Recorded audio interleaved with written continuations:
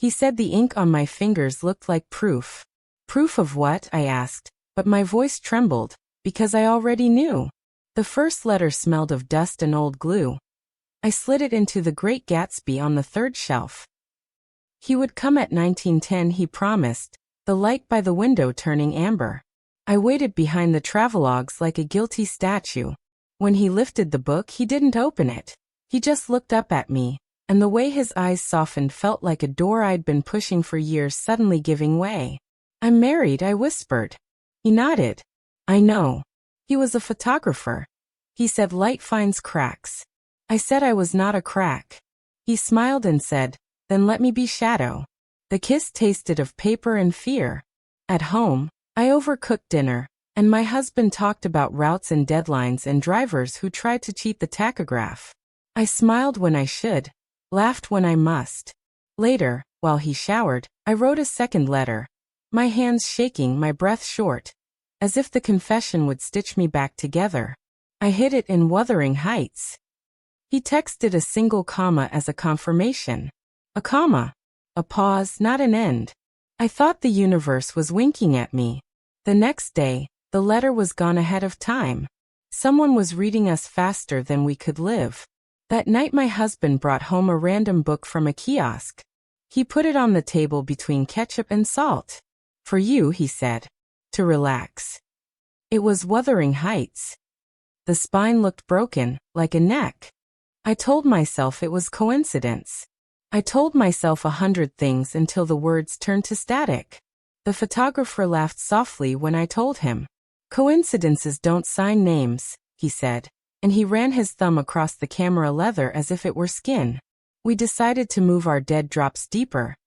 The unbearable lightness of being for small truths. Anna Karenina for promises.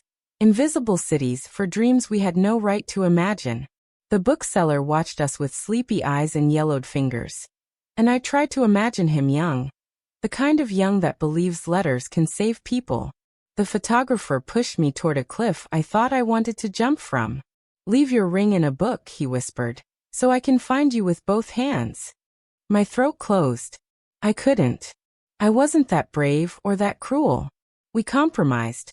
A photo of my palm, ring visible, in the mirror of the store's bathroom, printed and slipped between pages. I returned in the evening to slide it into Anna. But when I opened the book, there was already a photo there. My palm, the ring, the same angle, but someone had scrawled on it in neat block letters. I know. The ink bled through to Tolstoy. I stood there airless, and the bell over the door chimed. I didn't turn. I waited for a hand on my shoulder, a voice. Nothing. Just the books breathing, the dust glittering like a lie. I started seeing reflections that didn't belong to me. A coat following me 2 stops behind. A shadow lingering after closing time. The photographer said I was spiraling. "Fear is flammable," he whispered. "Don't hand it matches." But then my husband, over tea, quoted a line I had written 2 letters ago, word for word, the way I had confessed that his silence was crueler than shouting. "Funny," he said, stirring. "A driver's wife told me something like that." He looked at me as if he were measuring cargo. I changed the hiding place again, tucking a letter into the bell jar, with a small press fern as a marker. I described our first kiss in the language of collisions. When I returned that afternoon, the fern was gone, replaced by a parking receipt from the logistics center dated that morning. Time stamped 9/17. My skin chilled. I went to the counter. "Did you see anyone with the book?" The bookseller shrugged. "Everyone loves confessions," he said, "until they're the subject." As I turned away, he added, "He reads fast, your husband." I froze. "Ooh. The man with the neat hands," he said. "Always clean nails. Like a clerk." My husband's nails are always clean. He hates grease. That night he mentioned he might reorganize the bookshelf at home. To dust behind. He never talks about dust. I imagined letters fluttering out like dead moths. The photographer pushed for an answer. "Choose me."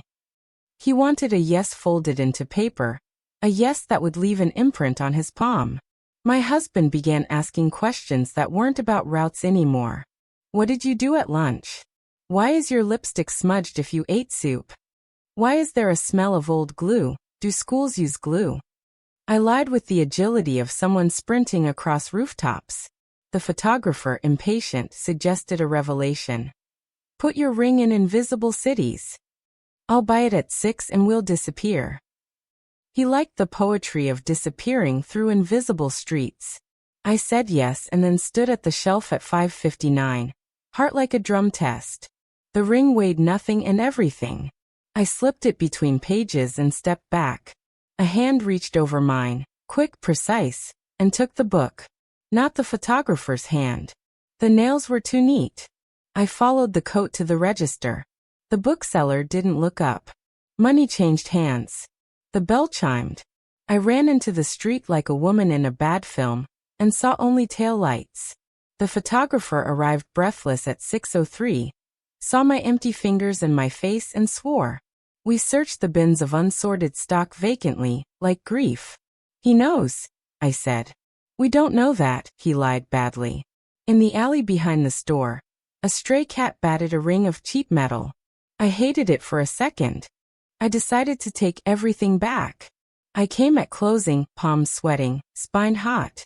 The bookseller watched me slide letter after letter into my bag. Ink-stained sheets, photos, pressed leaves. He didn't stop me. You can't put a fire back into a matchbox, he said, almost kindly. As I reached for the last envelope under the counter lip, a hand clamped on my wrist. Not rough, not gentle.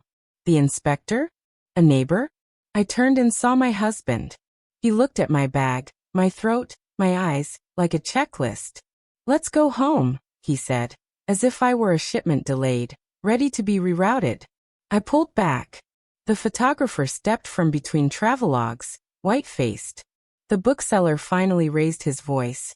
Not here. My husband set a stack of printed emails on the counter.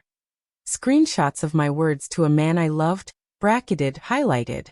She writes beautifully, he told the bookseller. Maybe she should have been a novelist. The photographer reached for me as if he were catching light. My husband didn't hit him. He didn't raise a finger. He did something worse. He paid for every book I had touched. The bell chimed with each scan, a tiny tolling bell. The street outside had gone violet blue. The bookseller wrapped our sin in brown paper and string. Take it, he said to my husband. Take all of it. He drove me to the river, the bag of letters on my lap like a sick cat. He didn't speak until the engine ticked cool. I should file, he said finally. You know I should. I stared at the water where a bridge cut the sky. Then why didn't you? I asked. He breathed in out, as if measuring the volume of a container. Because I read you before he did. He nodded at the letters. The bookseller sent me the first one. He knows me from runs. He said it might be a mistake. He didn't want to ruin you. He wanted to warn me. The bookseller. The slow blink, the yellowed fingers sorting our pages into piles of mercy and betrayal. My husband looked at his hands, clean and empty. I started reading, he said. I wanted to stop. But your voice. He pressed his lips together. It sounded like a road leading somewhere I didn't know. I wanted to see where it ended. I waited for the moral, the verdict, the form to sign. He reached into his jacket and took out my ring. Invisible cities, he said quietly. Page 143. He placed it in my palm, cool, honest. You can go, he said. But if you stay, burn the letters. Start a new book. Write me in it. Or write no one at all.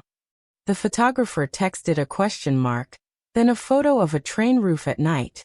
The bookseller's light went off one window at a time, like a slow apology. I held the ring up to the river. It caught nothing. The bag was heavy with our echoes, the paper soft as skin. I asked my husband, if I burn them, will you forgive me? He said, if you burn them, I'll have to remember alone. I didn't burn them. Not that night. I took them back to the shop when the city was still rubbing sleep from its eyes. The bell chimed differently in the morning, shy. The bookseller was stacking returns. He looked older. I moved toward Anna, Wuthering Heights, Invisible Cities. and replaced the letters carefully, not as secrets but as fossils, honest fragments of a body that once breathed. When I turned, a woman stood near the door, a coat too thin for the weather, a face I'd seen in one of the photographer's street portraits. High cheekbones, a mouth that swallowed words. She watched me, then nodded, as if we were trading passwords.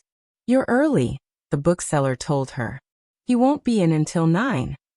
She smiled without teeth.